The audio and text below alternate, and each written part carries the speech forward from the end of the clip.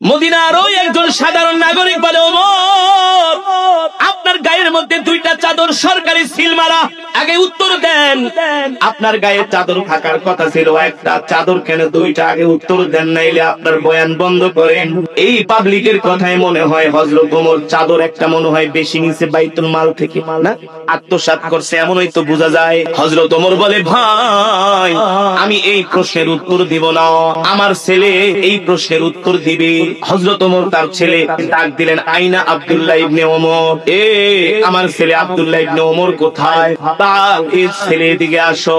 ডাকার পরে হযরত ওমরের ছেলে নামাজের কাতার থেকে আস্তে আস্তে উঠা তিনি হযরত ওমরের কাছে আসছেন। এবার হযরত ওমর বলে, এ বাবা, তুমি বইলা দাও মদিনার জনগণকে আমার গায়ে দুইটা চাদর সরকারি সিল মারা, এই দুইটা চাদরের মধ্যে একটা চাদর আমি কোথায় পাইলাম? বাবা তুমি নিজে বলে দাও। হযরত ওমরের সন্তান আব্দুল্লাহ ইবনে ওমর বলে, এ মদিনাবাসী, তোমরা আমার বাবার গায়ে দুইটা চাদর দেখতেছো? আল্লাহি রাব্বিল কাবা, রবের কাবার কসম খায়া বলি, আমার বাবার গায়ে দুইটা চাদর দেখতেছো। এই দুইটা চাদরের একটা চাদরের মালিক হলেন আমার বাবা, আর একটা চাদরের মালিক হলাম আমি। আপনাদের খলিফা আজকে শুক্রবারে জুমার নামাজ পড়াবে, তার নিম্নাংশে যে চাদরটা দেখতে পারছেন, যে চাদরটা আমার বাবা নিম্নাংশে পড়েছেন, মানে যেটা নাভির নিচে পড়েছে, নিম্নাংশে যে চাদরটা পড়েছেন এটা হলো আমার বাবার চাদর, আর অর্ধাংশে উপরে যে চাদরটা পড়েছেন এই চাদরটা হলো আমার। গত 3 দিন আগে বাইতুল মাল থেকে আপনাদেরকে একটা করে করে আমার বাবা চাদর বন্টন করেছে। আমার বাবাও একটা চাদর নিচে দুইটা চাদর, উপরে যে চাদরটা দেখতেছেন এটা হলো আমার চাদর। আমিও মদিনার একজন সাধারণ নাগরিক হওয়ার কারণে আমার বাবাও বাইতুল মাল থেকে আমাকেও একটা চাদর দিয়েছে। এ শুনেন, আমার বাবার আগে যে চাদর ছিল ওই চাদরটা ময়লা হয়ে গেছে, ছিঁড়ে গেছে। সকালবেলা আমার মাকে দিয়েছে ধোয়ার জন্য, কিন্তু শীতের দিন সূর্য ওঠে নাই, এই কারণে আমার বাবার চাদরটা শুকায় নাই। আমার বাবা এখন কিভাবে একটা চাদর পরে মসজিদে নববীতে আপনাদের সামনে খুতবা দিবে? কারণ নামাজ পড়তে হলে তো আগে শরীর ঢাকতে হবে, সতর। এক চাদর দিয়ে তো আর সতর ঢাকা যায় না। আমার বাবার গায়ে অতিরিক্ত যে একটা চাদর দেখতেছেন, এই চাদরটা আমার বাবার না, আর আমার বাবার পুরান চাদরটা না শুকানোর কারণে বাবা আমাকে বলতেছে, সন্তান তোমার চাদরটা আমাকে দাও, আমি জুমার নামাজ পড়াবো, কিভাবে আমি খালি গায়ে যাব? যখন এই কথা হযরত ওমরের ছেলে বলতেছেন, আর ওই মসজিদের মধ্যে মদিনার জনগণদের মাঝে কান্নার রোল পড়ে গেছে। মসজিদের মধ্যে কান্নার রোল পড়ে গেছে, সব মদিনাবাসী কান্না করতেছে আর বলে, হায় রে, আমাদের শাসক হযরত ওমর কত ভালো, হায় রে, আমরা কত ভালো একটা শাসক পাইছি, যিনি কিনা গায়ের মধ্যে একটা চাদরও দিতে পারে না। সেই চাদরটাও হযরত ওমরের নাই।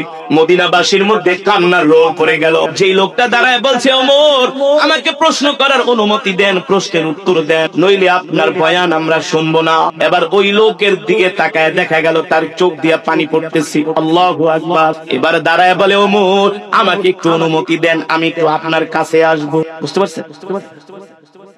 হযরত ওমর খুতবা দেওয়ার জন্য চেয়ারের ভিতরে বসে আছে, বয়ান করতেছে, তার প্রশ্নের উত্তরগুলো হযরত ওমরের সন্তান দিতেছে। এই অবস্থায় বলে, ওমর আমাকে একটু অনুমতি দেন, আমি একটু আপনার কাছে আসবো। আমরা হইলে কি বলতাম? পুলিশে ফোন দিয়ে কইতাম, এটারে গুম করে ফেলাবেন, গুম। আমার সামনে এসে এত বড় প্রশ্ন করতেছে, কথা কন সঠিক কি ঠিক? হযরত ওমর বলে, ভাই আপনি আমার কাছে যে আসবেন, কিভাবে আমি আপনাকে অনুমতি দিব?